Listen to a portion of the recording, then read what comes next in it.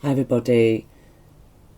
Iran News Live. US must presume it's at war with Tehran, says former anti-ISIS chief, after Trump orders top general Qassem Soleimani killed. The US is now effectively at war with Iran. An American Middle East expert has warned after Donald Trump ordered the killing of Tehran's top military commander in Iraq. Qassem Soleimani was killed in an airstrike near Baghdad airport. The head of the elite Revolutionary Guards force died alongside Abu Mahdi al-Muhandis, a senior commander in Iraq's militia. So, Americans need to presume that we are in a state of war with Iran.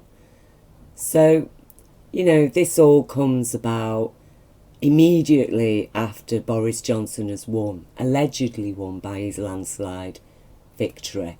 As I say, you can fool some of the people some of the time, but you couldn't fool all of the people all of the time.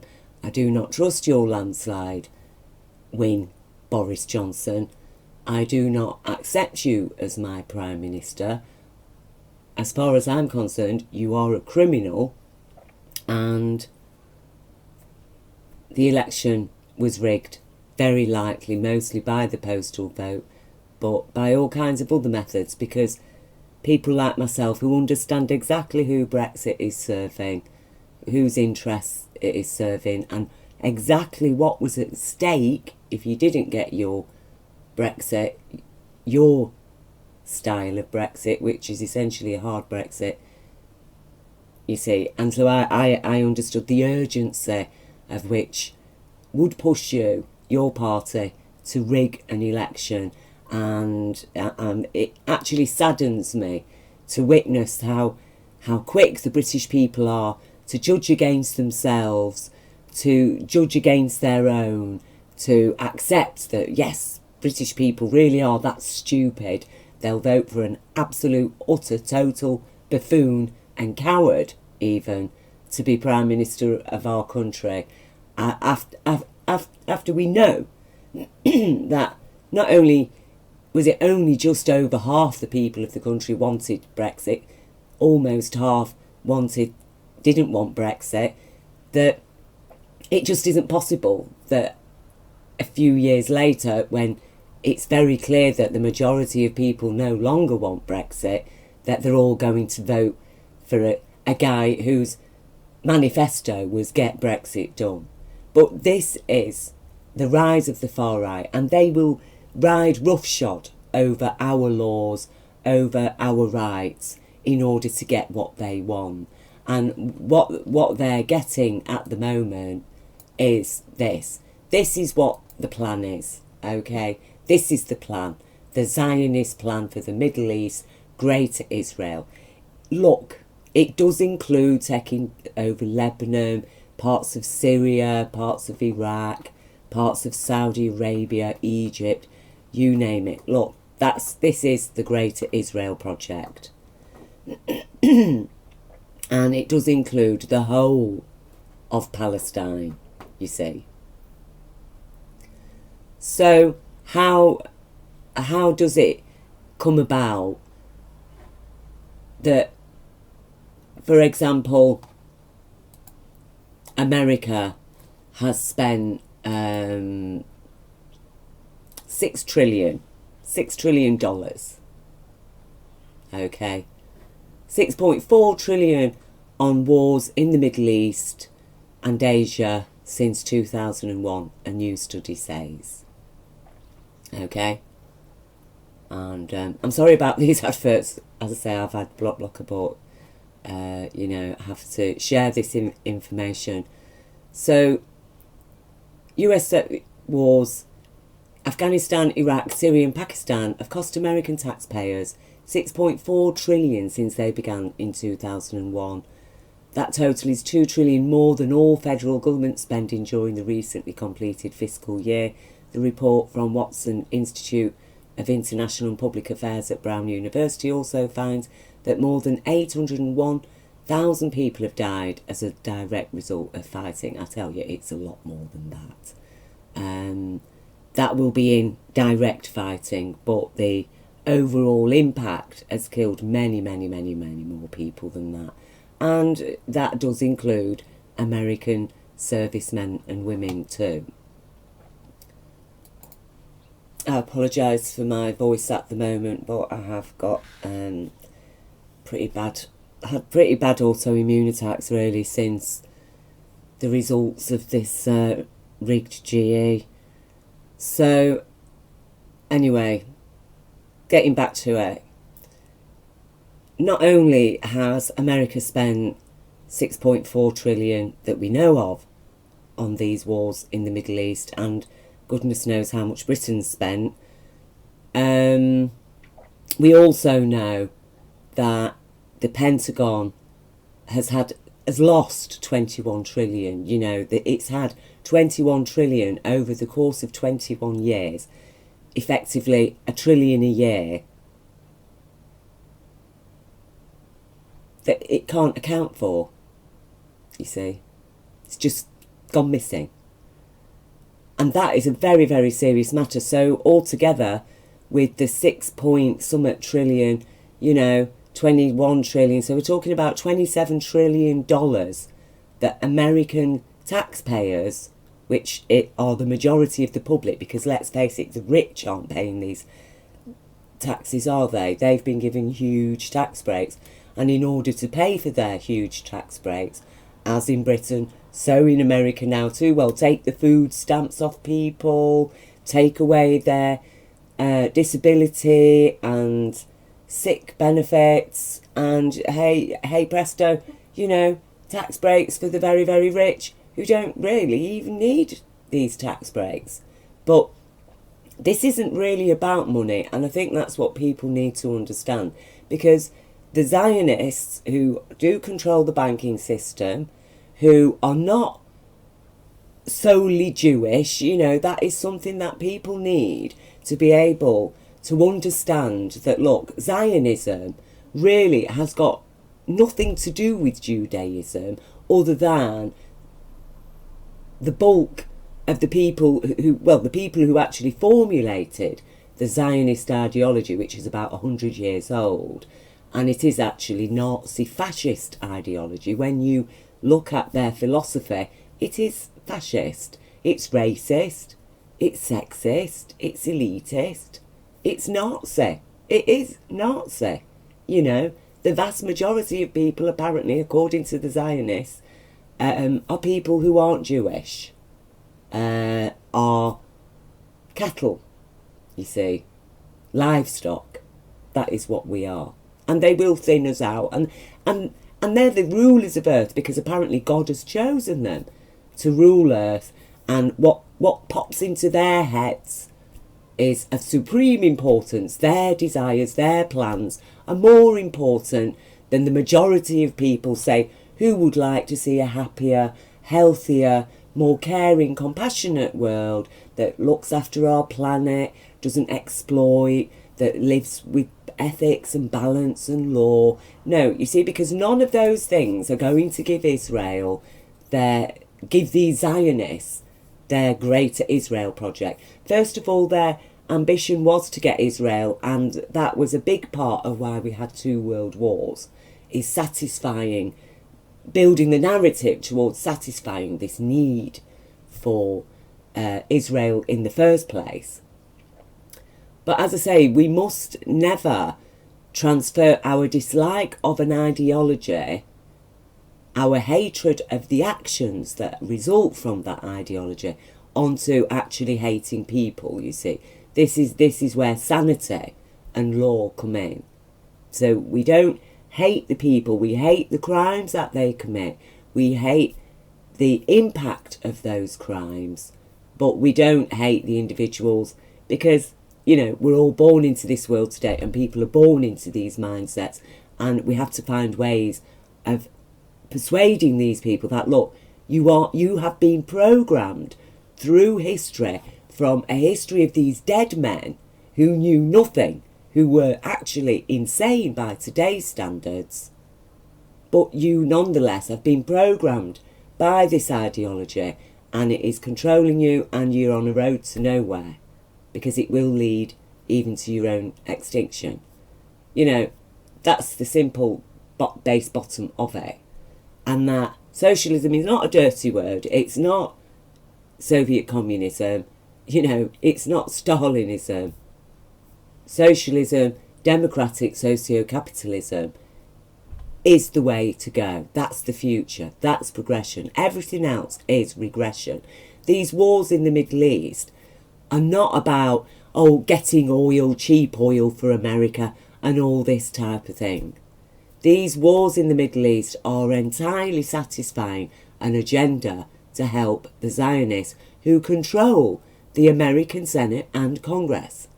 We know it. We know that members of Congress have been asked to swear an oath to Israel, and if they don't, then they don't get the funding. Suddenly they've got no funding. Congress people have come forward and explained this to us. And it is time that the world now turns around. You know, we've got in America now, they're saying that anybody who criticises what Israel's doing to Palestinian people is anti-Semitic. Now, I can criticise what America's been doing in the Middle East, but that does not make me anti-American. Because I'm not questioning America's right to exist. I'm not pouring scorn or hatred onto the American people. I'm not, because Americans are a predominantly Christian nation, it doesn't make me anti-Christian. I equally criticise what my own country has been doing in the Middle East. Does that make me anti-British? No, because I stand with the people of every nation, including Israel, because I know that there's many, many people in Israel who do not support Zionism, and there's many, many Jews, in fact the bulk of Jews do not support Zionism, and they do not support what is being done in their name. But the Zionist controlled media is never going to give them a voice. They're always going to be a marginal, distant voice that we're going to see on Twitter or little clips on YouTube. It's like my voice. You know, you're never going to see me on any mainstream media sharing my understanding and perspectives, because my understanding perspective is exactly what the mainstream media is designed to distract people from any sense or sanity. And this idea that, you know, Muslims are terrorists, they've ramped that one up as much as they can, and Islam is evil, and, you know, we've got to take control of these resources. Look, people, we're getting you cheap oil in, it's benefiting you, otherwise you won't be getting any oil if we didn't have these wars, is another way that they're selling it. And of course they do attract people who, again, because of the history of America and its roots in systemic racism, there's people that are indoctrinated on that level, and it's like, yes, they've been programmed to plug in to any narrative that allows people to go out and kill and harm brown-skinned people. And Islam, for some reason, is considered an enemy of Christianity, and yet Islam, the Prophet, does accept Jesus as a prophet of God. You know, Jesus is part of Islam. But instead, the people, the so-called Christian people, are all following these Zionists who actually do not like Jesus at all. Zionism is fundamentally anti-Christian, right? That's the fact of it. Go and have a look at it. It is fundamentally anti-Christ. You will not find Jesus in Zionism, but you will find Jesus in Islam. You know, these are the things that people look. You know, the truth, reality, it is usually quite simple. But evil people make it complex in order to create confusions and in order to lead people down the wrong path.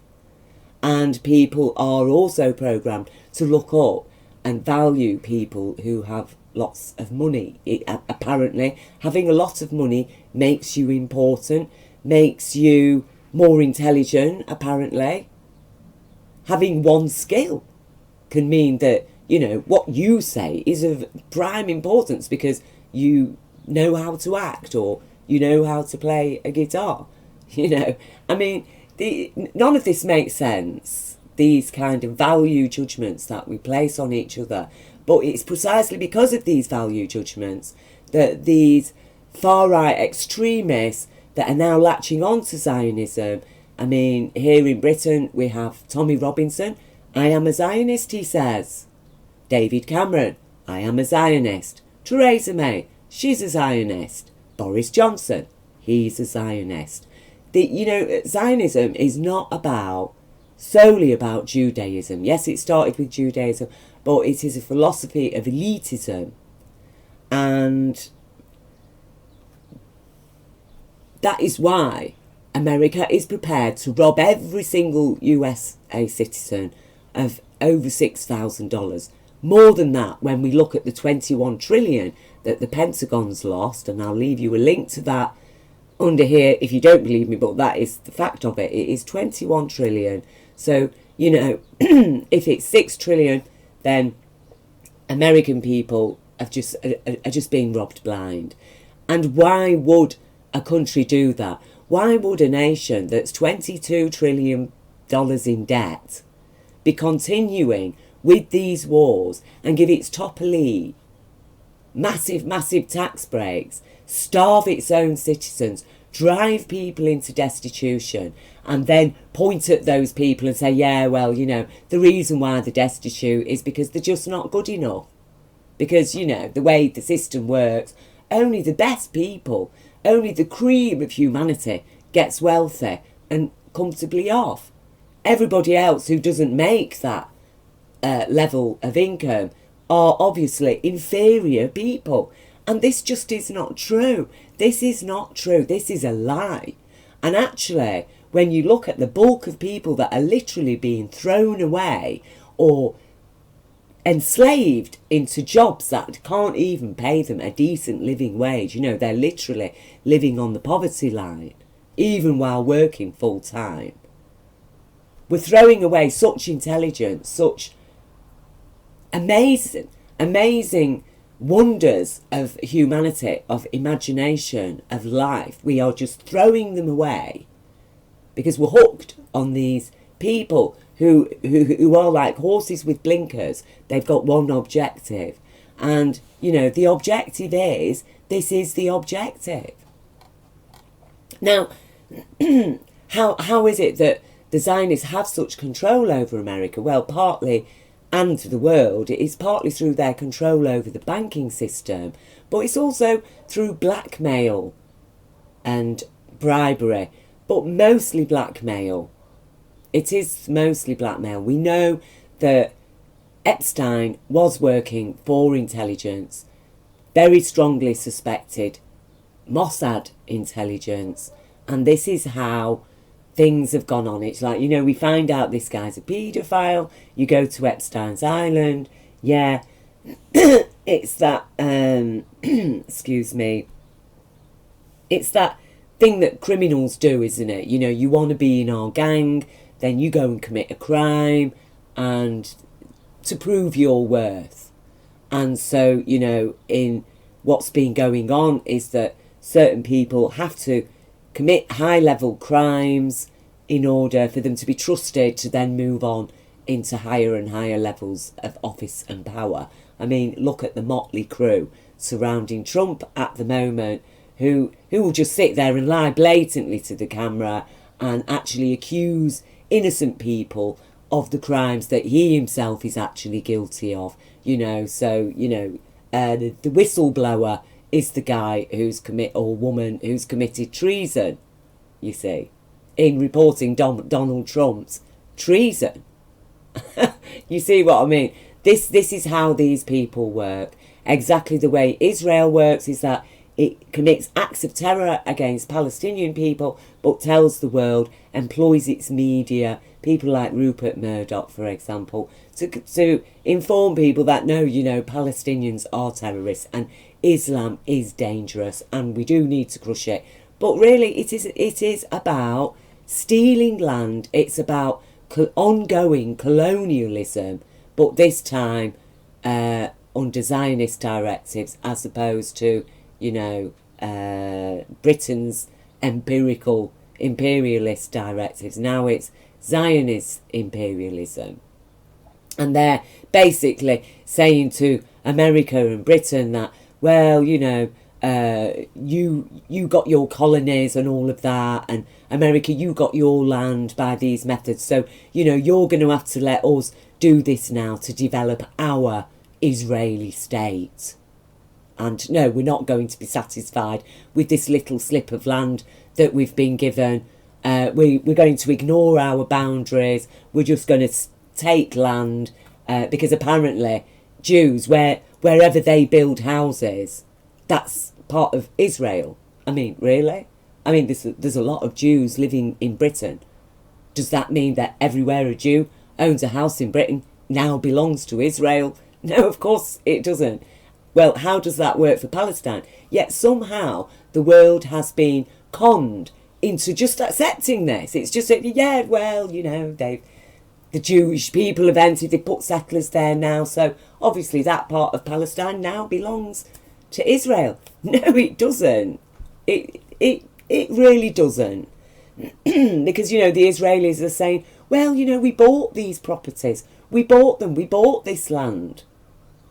But it's still Palestinian land. People can come to Britain and buy whole chunks of the British countryside. But I'm sorry, it does not mean that that land now belongs to the nation of the landowner. You know, I mean, somebody coming from Serbia and buying a whole heap of farmland in Britain and then saying, yes, stamping the Serbian flag on it and saying, this is now Serbia. It's like, no, sorry, you bought the land, but this is Britain.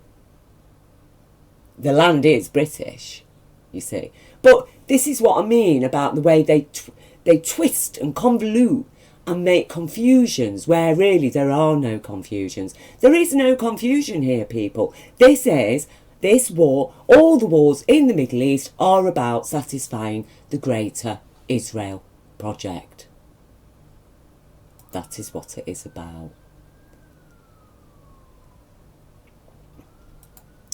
Because no government would spend that much money on wars that are earning them nothing. Because they've spent this money, but what have they achieved through it? And all with 9/11, and I will leave the link to the architects and engineers' latest study being put forward. Look, there's no doubt that Building 7 and the Twin Towers did not collapse through plane impacts and fires. That's a fact. They were wired, they were pre-wired. So that talks about long-term planning and long-term access to buildings. So this is coming out, this truth. This is no longer a conspiracy theory. It isn't something concocted by people who hate Jews. You know, I personally don't blame Jews for 9/11. I do believe that people who form part of the collective that call themselves Zionists, that are in cahoots with the Zionists, whether they be Jewish, Muslim or Christian or even atheist, you know, this is an elitist, fascist ideology. That's what it is. Let's just call it out for what it is. It's not a religion. It's a fascist ideology that has been created from the very pure and beautiful faith, actually, of Judaism. So we can witness the same as been done with Christianity in terms of, say, the Ku Klux Klan. Okay? That as a Christian organisation, nonetheless, believes it has the rights to go around lynching black people and you know, people of colour are inferior. Is part of their ideology. That's why we understand that the Ku Klux Klan isn't representative of Christianity. But unlike the Zionists, the Ku Klux Klan do not run the World Bank. They are not a huge, powerful force. They don't have their own nation, and they don't have a secret cache of illegal nuclear weapons that Israel is very strongly suspected of having. So, you know, we need, as I think Britain and America especially, and in fact the world, we need to stand up and say no. Because it isn't just nations and people that are at risk, it is our planet that is at risk here. And we need to start focusing now on caring for our planet, not bombing it with yet more depleted uranium that has a half-life of, 5 billion years. I mean, it is absolutely horrific what is being done. And I ask you, American people, make sense. Ask your government to make some sense of what is the objective of these wars. Because, you know, it isn't like America now owns Iraq, that Iraq is now part of America. It isn't like America now owns Afghanistan. What is really going on? Why are people suffering? Why are people dying? Why are people denied health care? Why are people having to pay extortionate, actually, I would say drug dealer rates for their medicines, for their lawful medicines? They're having to pay drug dealer rates. What is going on in America? And it's at risk of now British people coming here through Brexit, which again, I'm making another video today that is going to be discussing that. But this is very important. We need to come out en masse and demand that these wars stop. That we are not going to support the Greater Israel Project. It is a fiction and a fantasy created by madmen who know absolutely nothing. They're programmed. We're talking about dead. We're talking about a deadhead here. A deadhead that is being kept alive. It's literally on life support, but the body is dead. It's dead.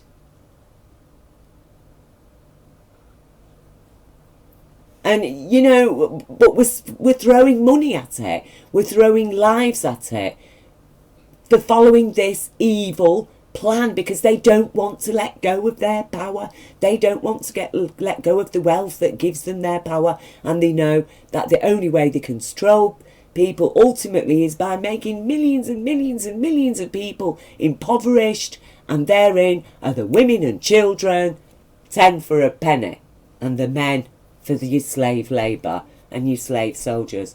We need to wake up to what is going on here and now in the 21st century if we are going to survive into a 22nd and 23rd and 24th century. And we need to say no. We need to understand this is madness. It's madness. It's madness giving people who are already filthy rich beyond most people's wildest dreams huge tax breaks in order to starve people and leave children to suffer. Okay, that is madness. And to spend all these trillions on wars that are bringing nothing at all to the American people except killing and maiming their own soldiers. Okay, and then for the idea that a 21 trillion deficit by the Pentagon can be minimalised while, you know, somebody like Donald Trump focuses on a paltry few billion that it costs for food stamps every year to stop that, and the paltry few billion that it costs to look after people who are sick and disabled. Okay, but meanwhile we'll all ignore the 21 trillion deficit from the Pentagon. We won't ask where that money's gone, who it's funding, what it's bought. We'll ignore that because apparently it's too big to look at. But I'll just leave you with Wesley Clark here, and you know, this has all been planned. 9/11, I went through the Pentagon and I saw Secretary Rumsfeld and Deputy Secretary Wolfowitz. I went downstairs just to say hello to some of the people on the Joint Staff who had used to work for me, and one of the generals called me and he said, "Sir, you gotta come in. You gotta come in and talk to me a second." I said, "Well, you're too busy." He said, "No."